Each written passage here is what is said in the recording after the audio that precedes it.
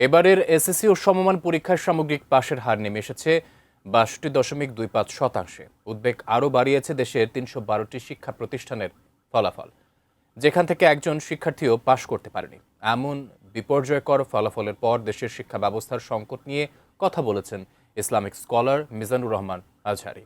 একই সঙ্গে এই সংকট থেকে উত্তরণে কি করণীয় সে বিষয়ে পরামর্শ দিয়েছেন তিনি। বিস্তারিত জানাচ্ছেন মেহেদী হাসান। পাশের হার কমেছে, বেড়েছে শতভাগ ব্যর্থ শিক্ষা প্রতিষ্ঠানের সংখ্যা।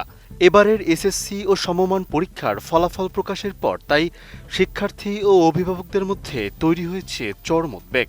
এই বিপর্যয়ের দায় কার এবং সেখান থেকে উত্তরণের পথ কি, তা নিয়ে নিজের অবস্থান জানিয়েছেন মিজানুর রহমান আজহারি। সোমবার নিজের ভেরিফাইড ফেসবুক পেজে দেয়া এক পোস্টে তিনি জানান, ২০২৬ সালের এসএসসি দাখিল ও সমমান পরীক্ষার সামগ্রিক পাশের হার ৬২.২৫%। এর সাথে দেশের ৩১২টি শিক্ষা প্রতিষ্ঠান থেকে একজন শিক্ষার্থীও পাশ করতে পারেননি। বিষয়টিকে উদ্বেগজনক উল্লেখ করে এই সংকটের প্রকৃত কারণ খুঁজে বের করার আহ্বান জানান আজহারি। সঠিক প্যাড আর সঠিক তথ্য দিয়ে এসব সামলে নিব এক হয়ে। Monalisa sanitary napkin. কোথায় ঘাটতি রয়েছে এবং কোন জায়গায় আরও যত্ন ও কার্যকর উদ্যোগ প্রয়োজন তা নিয়েও আলোচনা হওয়া জরুরি বলে মনে করেন তিনি। আজহারির মতে এমন ফলাফলের জন্য শুধু শিক্ষার্থীদের দায়ী করলে সমস্যার প্রকৃত সমাধান হবে না।